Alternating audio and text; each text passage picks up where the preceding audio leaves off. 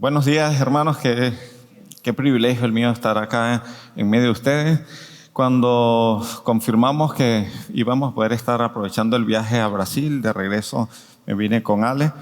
Él me mencionó que estaba en esta serie del Camino de Cristo, preparándonos ¿para dónde? Para la Semana Santa. Y me dijo, Agdi, si puedes, por favor, predica sobre el capítulo 17. El capítulo 17 de Juan es un capítulo bastante largo, tiene muchísimos temas. Es decir, realmente, ¿cuál tema de ellos? Yo hice una lista de temas y dije, bueno, aquí hay uno, aquí hay otro, aquí hay otro. Al final me quedé con 7, pero si predico con 7 salimos a la noche. Entonces creo que se iban a molestar conmigo. Así que no voy a hablar de los temas del capítulo 17 de Juan, sino solo de 3 temas que tocó Jesús en esa despedida justo antes de ¿qué? De ser arrestado. Recordemos el contexto.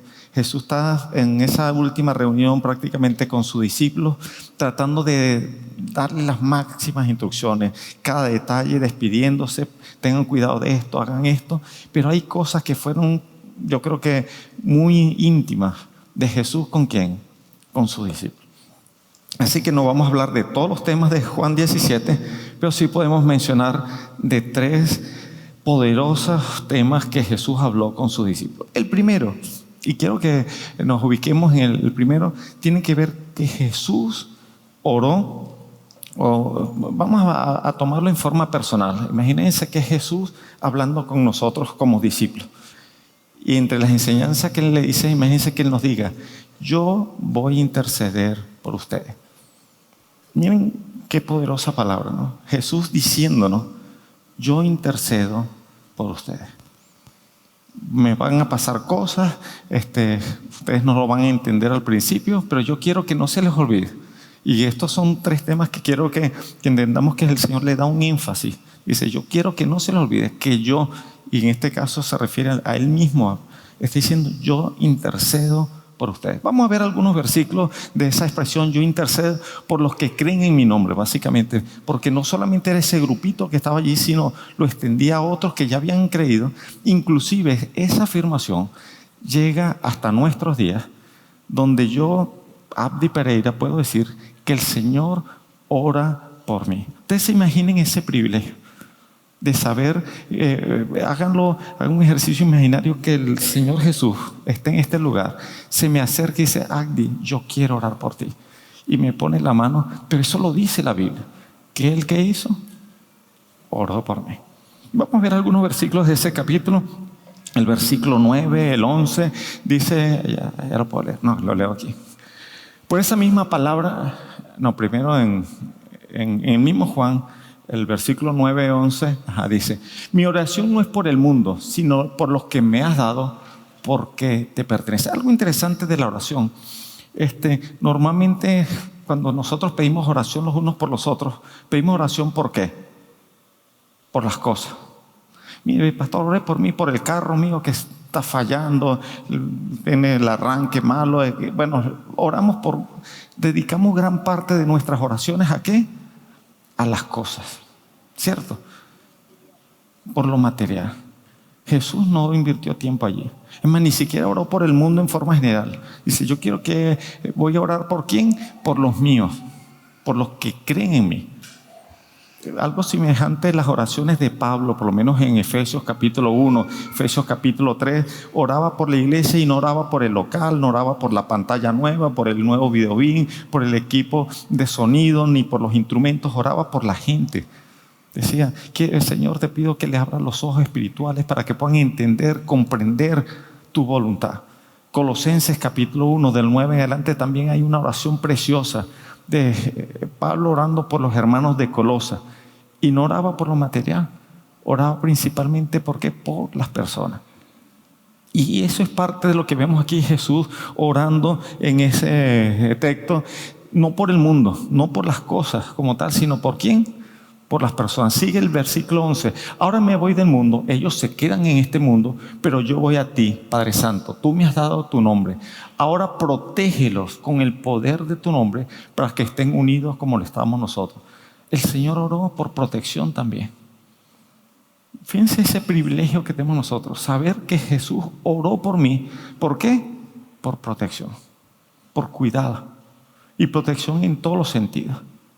Protección al pecado, protección a la inseguridad, protección en todas las áreas de nuestra vida. Y ya Jesús oró y sigue orando por nosotros. Seguimos leyendo el mismo capítulo, unos versos más adelante, el versículo 15 y el 20. No, el mismo Juan, el 15 y el 20. Creo que ahí no. Bueno, él dice, no solo oro por ellos, sino oro también por ¿quiénes? Por los que han de creer. ¿Quiénes son ellos? Nosotros. Y yo quiero que entiendan en esa expresión, cuando Jesús de alguna manera les quiere dejar bien claro, yo voy a interceder por ustedes, yo voy a orar por ustedes.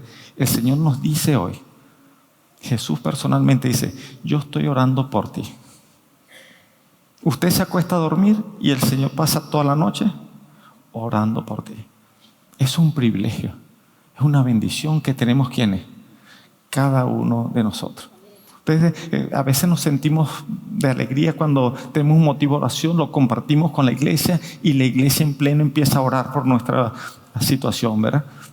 Bueno, mayor privilegio que ese es que el mismo Jesús ora e intercede cada día por mí.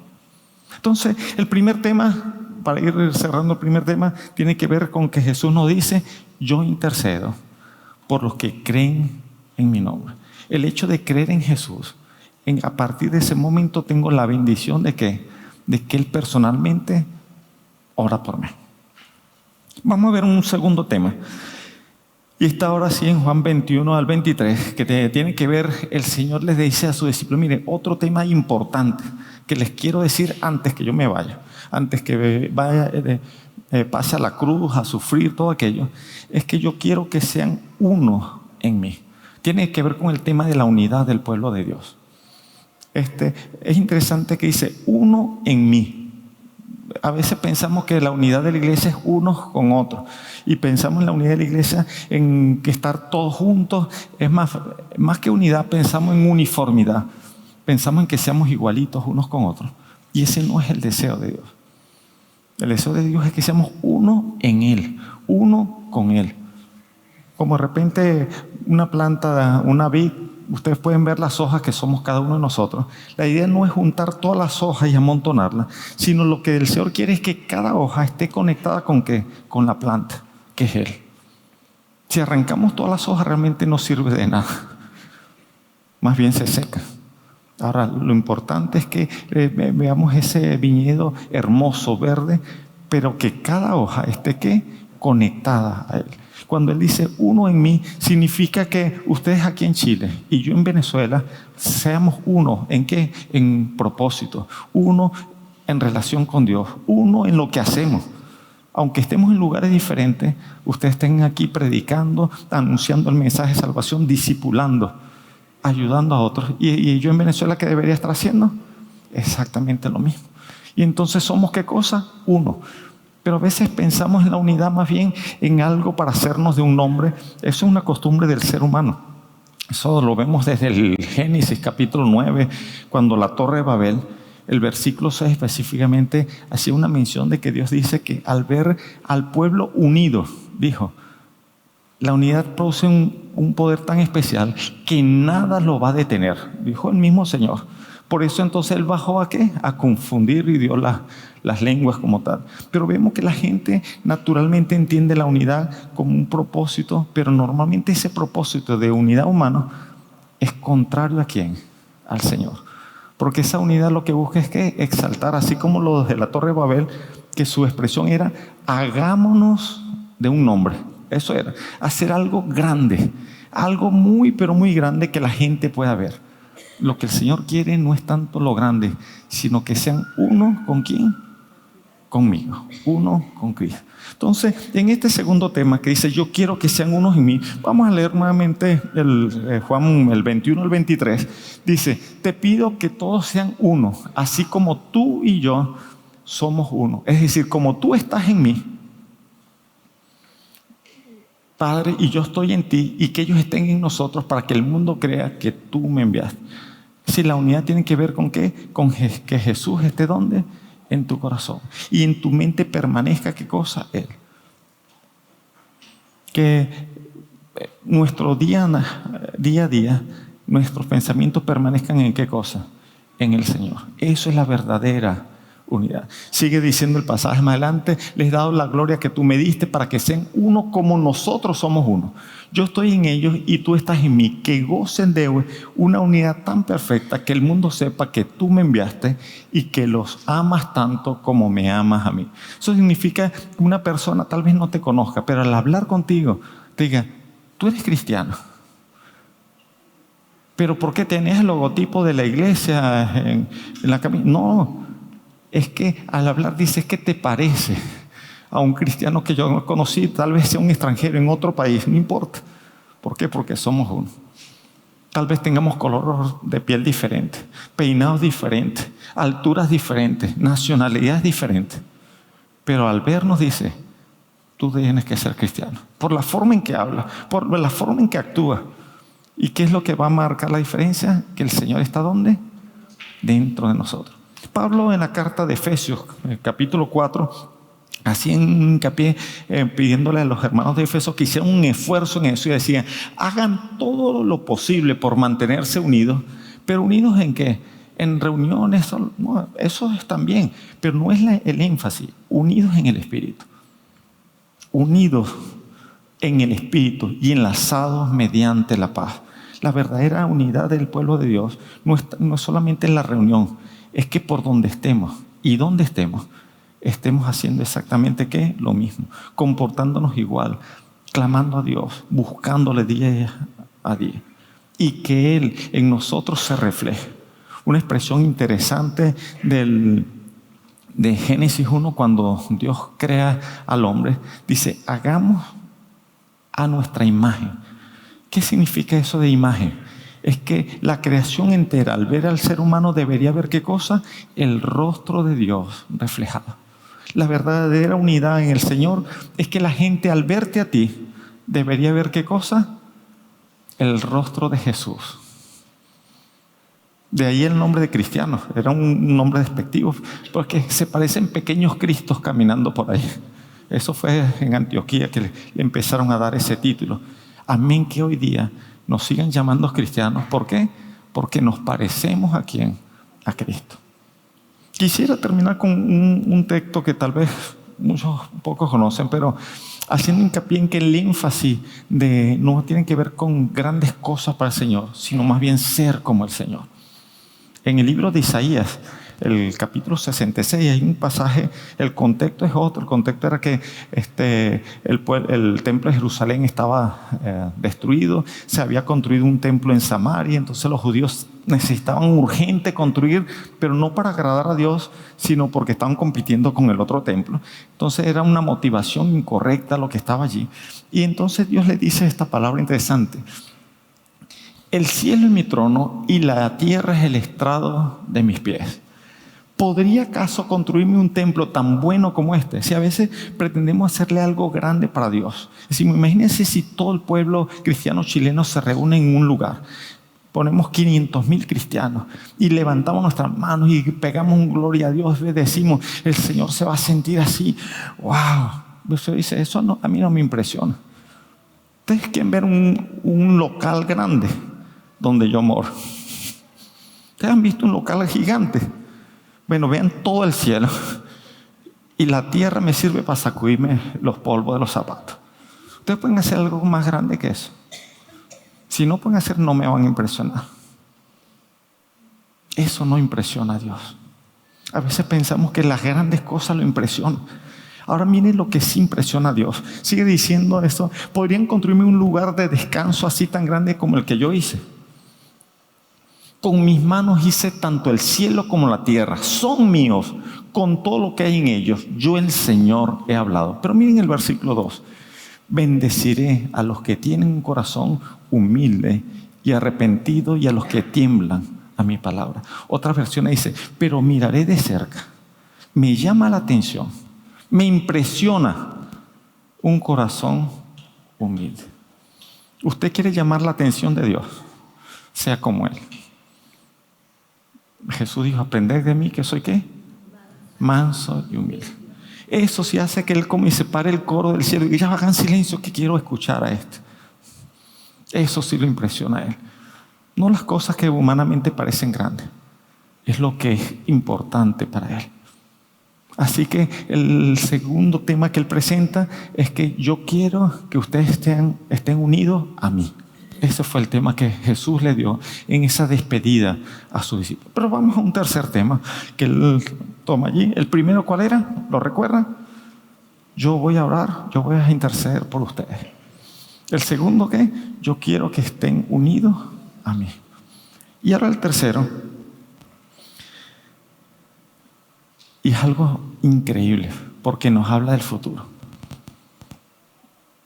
Yo quiero que estén conmigo por la eternidad.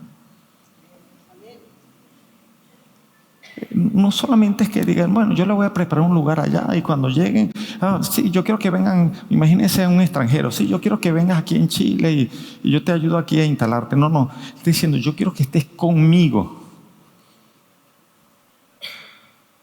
Es decir, no es solamente cuestión de ir al cielo, es cuestión de que voy al cielo y Él me va a recibir, va a ser mi anfitrión y a Él le encanta que yo esté con Él. Eso es como ir a un lugar y hay un amigo y Él dice, yo quiero estar contigo. El Señor quiere que nosotros pasemos, ¿qué? La eternidad con Él. En ese pasaje casi al final del capítulo 17, el verso 24, lo dice, Padre, quiero que lo que me diste estén conmigo donde yo estoy. Quiero que estén, ¿qué? Conmigo. Miren ese privilegio. Estoy hablando del Rey de Reyes, del Señor de Señores, el Creador del universo, que por su palabra fueron creadas todas las cosas. Y todas las cosas existen por Él y para Él.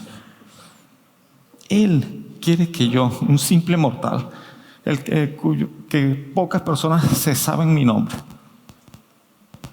pero Él lo sabe. Y Él está diciendo, yo quiero que yo quiero que cada uno de ustedes, los que han creído en mí, estén conmigo por la eternidad. Son temas poderosos con los cuales Jesús se está despidiendo ¿de quién? De sus discípulos. Yo quiero que esté ¿qué? Conmigo. ¿Cuántos quieren estar con el Señor por la eternidad? Ahora debemos recordar qué tenemos que hacer para eso. Porque de repente usted le pregunta a cualquier persona, ¿a dónde quieres ir cuando te mueras? Y todo el mundo va a decir para el cielo. ¿Verdad? Fácil. Pero una cosa es querer y otra cosa es poder ir allá. Déjeme decirle que los pasajes no están a la venta. No hay forma de ir al cielo. No hay un autobús, no hay un avión, no hay camino humano para llegar a él. Y la Biblia es bien clara en eso. Ahí se entra solo con invitación personal. Es un lugar muy especial. Y si no hay una invitación con tu nombre escrito, no pasas por vigilancia. No te dejan entrar. En el mismo capítulo, comenzando, vemos cómo el Señor hacía hincapié en el creer. Pero antes de ir allá, yo quiero mencionar un detalle de esto de desear estar con el Señor. Porque a veces estamos tan, nuestra mirada está tan en nuestro entorno, en lo material, lo que nos rodea, que se nos olvida soñar con ¿qué? Con estar en su presencia. Yo quiero que veamos el ejemplo de Abraham. Todos conocemos la historia de Abraham, ¿cierto? Y fue una persona que humanamente fue muy próspera. Llegó a tener muchos bienes, llegó a ser un padre de multitudes con el tiempo, etc. Pero miren cómo él veía su día a día. Aquí. Vamos a irnos al libro de Hebreos, el capítulo 11. Y dice, fue por la fe que Abraham obedeció cuando Dios lo llamó para que dejara su tierra y fuera a otra que le daría por herencia. Estamos hablando de la tierra prometida, ¿verdad? Dios ya lo llamó allá en Ur de los Caldeos y él por la fe dejó su casa en Ur de los Caldeos y se fue ¿a dónde?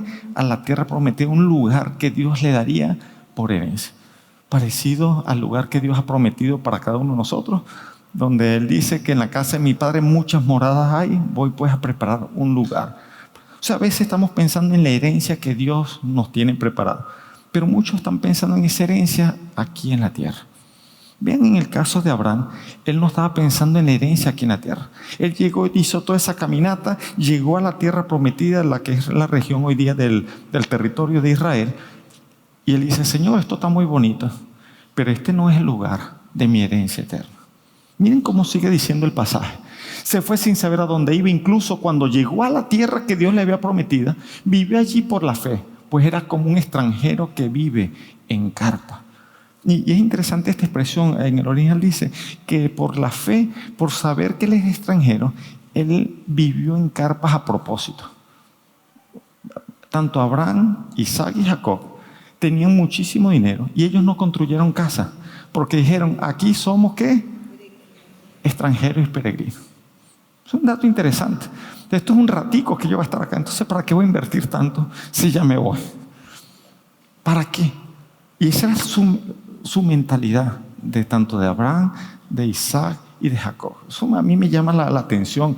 Dice, vivió allí por la fe, pues era como un extranjero que vive en carpa. Lo mismo hicieron Isaac y Jacob. Jacob una sola vez intentó comprar una casa cuando venía ya de donde el suegro llegó. En Siquén se desvió un poquito de los caminos del Señor y ahí compró una casita. Uno de sus hijos se metió en un problema, mataron a todos los de Siquén. Al final tuvo que salir corriendo de ahí y más nunca volvió a construir casa y vivió en carpas igual que su padre y su abuelo. Pero sigue diciendo, lo mismo hicieron Isaac y Jacob, quienes heredaron la misma promesa. Abraham esperaba con confianza una ciudad de cimientos eternos, una ciudad diseñada y construida por Dios. ¿Qué pensaba Abraham? En construir una gran ciudad. No, dice, Señor, este terreno me encanta, gracias, pero aquí yo no me quedo. Aquí yo no me quedo. Más adelante, seguimos leyendo y saltamos unos versículos, pasamos al versículo 13 de Hebreos. Todas estas personas murieron aún creyendo lo que Dios les había prometido. Y aunque no recibieron lo prometido, lo vieron desde lejos y lo aceptaron con gusto. Coincidieron en que eran extranjeros y nómadas aquí en este mundo. Es obvio que quienes se expresan así esperan tener un propio país. Si hubieran añorado el país del que salieron, bien podrían haber regresado. Sin embargo, buscaban un lugar mejor, una patria celestial. ¿Ven cómo era la perspectiva, la visión de Abraham, de Isaac, de Jacob y otros grandes héroes de la fe? Vivieron como extranjeros. Pero no es porque el lugar, ese terreno era de ellos. Pues sí, es que nuestra verdadera residencia es ¿cuál? La celestial. Sigue diciendo allí, por eso Dios no se avergüenza de ser llamado el Dios de ellos, pues les ha preparado una ciudad. Y la expresión un Dios de ellos tiene que ver con aquella expresión que en el Antiguo Testamento se repite muchas veces cuando Dios se presenta. Yo soy el Dios de Abraham, de Isaac y de Jacob. Estos tres vivieron en carpa, diciendo con eso, expresándose, que aunque eran dueños de ese terreno, realmente su casa no era ahí. ¿Su casa era dónde? En el cielo. ¿Cuántos de nosotros estamos viviendo de esa manera? Recordando que nuestra residencia permanente no es aquí, no es ahora. Simplemente estamos de paso e iremos a nuestra morada eterna en los cielos. Una morada que el que nos invitó nos espera con ansia. Una morada donde Jesús personalmente le dijo a sus discípulos, yo quiero que ustedes, y no solamente ustedes, sino todos los que crean en mí, vivan conmigo por la eternidad. Eso es un privilegio para nosotros. En el capítulo 17 de Juan, el versículo 3, comenzando ese capítulo, él expresa una parte conceptual de quiénes son los que realmente son salvos. Y tiene que ver con los que han creído en Él. Dice el versículo 3, y la manera de tener vida eterna, ¿cuál es? Conocerte. A ti, el único Dios verdadero, y a Jesucristo, a quien tú enviaste a la tierra. Y aquí yo empiezo a preguntar, ¿cuántos de nosotros conocemos a Dios? Conocer. A veces decimos, sí, yo conozco a fulano. No es cuestión de saber que existe. sino de que hay una relación con Él, que es mi amigo, de que yo comparto días con Él, hablo a cada momento. ¿Cuántos podemos decir que conocemos a Dios? Eso es el punto de ¿qué? De la vida eterna. En Juan capítulo 14, al verso 6, hablando de esa ruta para ir al cielo, no se va por aeropuerto, no se va por tierra, no se va por mar. Jesús dijo, yo soy ¿qué? El camino. Pero también dice, yo soy la verdad. Y yo también soy ¿qué cosa? Y la vida. No hay otro camino, no hay otra verdad y no hay otra forma de conseguir la vida, sino solamente a través de ¿quién? De Jesús. Hay que conocerlo, hay que aceptarlo como Señor de mi vida. Esa expresión parece muy sencilla, ¿no? ¿Tú crees que Jesús es el Señor? Sí, Él es mi Señor. Mire, no es solo de palabras. La expresión Señor significa que Él manda y yo obedezco. Esa expresión tiene que ver desde la época de la esclavitud o la parte de un soldado que es su jefe. Es aceptarlo como jefe de su vida. Y que vamos a hacer lo que Él quiere que hagamos. En Santiago 2:19 hay una expresión bien fuerte que dice, tú crees en Dios, bien haces. Los demonios también creen. Los demonios también creen. ¿Y cuál es la diferencia? Que ellos no le hacen caso. Así es sencillo. Hablar de que cuando vemos en la Biblia que si tú crees en Dios, tiene que ver con creer y también con ¿qué? Con obedecer. Creer significa aceptarlo como jefe de mi vida. Y como jefe significa que yo voy a hacer lo que Él me manda a hacer. Hay un texto en Juan capítulo 1, el verso 12. Lo podemos leer acá. Pero a todos los que creyeron en Él, estamos hablando de creer como una decisión. No creer que yo sé que existe. Sí, Dios existe. Todo el mundo puede creer en eso. Pero es creer en que Él es mi jefe. Creer que Él es el Rey soberano. Que Él es mi dueño. Más a todos los que creyeron en Él en este sentido. A los que le recibieron. Y le recibieron es que después que yo creo y entiendo quién es Él, hago una invitación personal para que entre ¿a dónde? A mi vida. Eso es una decisión. No es una frase mágica, no es que, mire, firma aquí y usted es salvo. No, es algo espiritual poderoso. Ese documento se firma ¿con qué? Con una decisión suya. ¿De qué? De aceptar a Jesús. De invitarlo a entrar a su vida. En forma metafórica, allá en el Apocalipsis, capítulo 3, el versículo 20, hay una de las cartas dirigidas a una iglesia general. Algo interesante de esa iglesia es que Jesús lo dejaron afuera. La iglesia entró y cerró las puertas y Él se quedó por fuera. Pero indistintamente Jesús está diciendo, he aquí yo estoy a la puerta y ¿qué? Y llamo. Y aunque era un llamado general para todo el mundo, se pasa a ser después un llamado individual. Cuando dice, si alguno oye mi voz y abre la puerta, y ya no se refiere a la puerta del local de la iglesia, sino a la puerta individual ¿de qué? De cada vida, de cada uno. Si alguno abre la puerta de su vida, yo entraré a Él. No entraré al local. ¿Entraré a quién? A tu vida. Cenaré con Él y Él conmigo. Así que cuando está diciendo aquí la expresión de recibirlo, implica una decisión en la que tú abras la puerta de tu vida a Jesús. Y le dices, Señor, yo quiero que tú entres. Yo quiero que tú entres a mi vida y me ayudes a poner en orden las cosas que no están bien.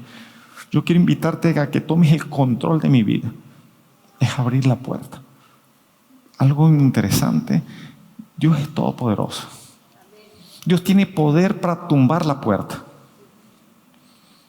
Pero nos dio un libre albedrío. Y Él dice, pero no es por la fuerza. Yo quiero que tú me autorices a entrar. Y no solo que me autorice, yo quiero que tú me abras la puerta. Él puede tumbarla. Pero dice, solo voy a entrar si tú abres la puerta de tu vida y me dejas entrar. ¿Y esa acción quién tiene que hacerla? Cada uno de nosotros. Si hacemos esas dos simples cosas, que son creer en Él y aceptarlo, invitarlo a entrar en mi vida, ¿qué ocurre? ¿Qué dice? Nos da el derecho de llegar a ser ¿qué cosa? Hijos de Dios. Y como hijos de Dios, herederos. Y como hijos de Dios, tenemos un lugar, un derecho, porque el cielo es la casa de papá. El cielo no es un lugar extraño, es la casa paterna donde podemos entrar, donde todos acá decía, acá va a llegar fulano, parte de la familia. Pero tenemos que tomar esa decisión ¿cuándo? Hoy. Las formas y las palabras pueden variar, pero esos dos requisitos son indispensables para ser salvos. Cuando Jesús fue crucificado, uno de los que fue crucificado a su lado, los dos eran malos. Algunos dicen, no, el criminal bueno y el criminal malo. No, los dos eran malos. ¿Okay? Pero hubo uno de ellos que dijo unas palabras que el Señor Jesús le responde diciendo, hoy estarás conmigo en el paraíso. Pero si usted revisa esas palabras que él dijo, contienen estos dos principios de salvación. Cuando el que está a uno de sus lados le dice, acuérdate de mí cuando vengas a tu reino, le está diciendo, yo creo que tú eres rey. Y yo creo que tú vas a venir en gloria. Está diciendo, yo creo en ti. ¿Cumple el primer requisito? Sí. Y cuando le dijo, acuérdate de mí, fue una invitación personal. Entra en mi vida. Él no le dio tiempo ni de ir a la iglesia, ni de bautizarse, ni de hacer el discipulado. Nada de eso le dio tiempo. Pero la frase con la que le responde el Señor no nos deja duda de que es salvo. Porque Jesús le dijo, hoy estarás conmigo en el paraíso. Así que las palabras pueden variar, pero la decisión debe ser la misma. Tú tienes que tomar la decisión de creer en Jesús. No un Jesús cualquiera, y tal vez más de uno de los que está sentado aquí tiene el nombre en su cédula como Jesús. No estoy hablando de creer en esa persona. Estoy hablando de Jesús, Dios encarnado, el Mesías, el que había sido prometido desde el principio de la creación del mundo. El Rey de Reyes, que fue capaz de venir, dar su vida por mí. Evento que vamos a celebrar los próximos días en Semana Santa. Pero no solamente dio su vida, el problema es que Él tenía tanto poder que Él dio su vida y la volvió a tomar y resucitó. Es lo que marca la diferencia. Porque gracias a ese hecho, Él te dice, quiero que quede claro, tengo poder ¿para qué? Para resucitarte a ti también. Si llegas a morir, no te preocupes. De hecho, en Apocalipsis, el capítulo 1, Él se presenta y muestra en sus manos y dice, miren, si se llegan a morir, tranquilos, miren lo que tengo yo en las manos. Las llaves del Hades. Cuando fui para allá me la traje. Así que si lo mando para allá, yo lo saco. No se preocupen por la muerte. Ese es nuestro Jesús. Si tú crees en ese Jesús, ahora lo que tienes que hacer es la decisión de ¿qué? De invitarlo a que tome tu vida. Si hay alguna persona que no sabe cómo hacerlo, tú lo puedes hacer en cualquier lugar. Puedes estar en tu casa y a los que están viéndonos online también lo pueden hacer. No importa que sea el lugar más irreverente para el hombre, porque a veces decimos, no, en ese sitio no se puede orar. Usted puede orar en cualquier lugar. Dios siempre va a estar presto. Y lo puedes hacer con tus palabras. Pero tal vez dices, bueno, pastor, pero dígame más o menos cómo puede ser. Bueno, yo voy a hacer una oración de ejemplo, de modelo. Quiero dejar claro que lo que salva no es las palabras mágicas. Lo que salva es la decisión que tú tomes. ¿Y se la vas a decir a quién? A Jesús. No a mí ni al que tienes al lado. ¿Se la vas a decir a quién? A Jesús. Porque Él es el único que tiene poder. ¿Para qué? Para salvarte. Si tú tomas esa decisión y se lo dices a Él, Él te promete salvarte. Si quieres tomar esa decisión hoy, di esta oración, dile, Padre Celestial, yo creo en ti. Creo que viniste al mundo a morir en mi lugar. Te pido perdón por mis errores, por mis pecados. Y quiero decirte que hoy tomo la decisión de aceptarte como Señor de mi vida. Te invito a entrar a mi corazón para que tomes control de él. Y me comprometo a partir de este momento a amarte, a obedecerte y a seguirte. Gracias por salvarme. En el nombre de Jesús. Amén. Si hay alguna persona que tomó esa decisión, déjame decirte que es la decisión más importante de tu vida. A partir de este momento, eres parte de la familia de Dios. Dice que en el cielo hay fiesta cuando una persona toma esta decisión. ¿Por qué? Porque un nuevo hijo de Dios ha nacido. Esta iglesia quiere ayudarte, quiere darte la bienvenida. Más adelante van a estar los hermanos del equipo de oración. Usted se puede acercar a ellos, ellos te van a indicar qué hacer. La iglesia está preparada ¿para qué? Para darte la bienvenida. Pero lo mejor es que pase lo que pase, el día que nosotros partamos de esta tierra, el Señor Jesús personalmente me va a dar la bienvenida. El día que yo muera. Hay miles de teorías. Lo único que sí estoy seguro es que yo voy a cerrar los ojos y al abrirlos, mi Señor me va a decir: bienvenido, hijo. Padre Celestial, gracias por tu palabra. Gracias por esos temas tan personales que le diste a tus discípulos, que son para nosotros. Gracias por saber que tú estás orando por mí. Gracias por saber que tú quieres que yo sea uno contigo donde quiera que esté. Gracias por saber que tú quieres que yo esté en tu presencia por la eternidad. Yo también anhelo estar allá. Te digo, Señor, ven pronto. Tu iglesia te está esperando. En el nombre de Jesús. Amén. Que el Señor les bendiga.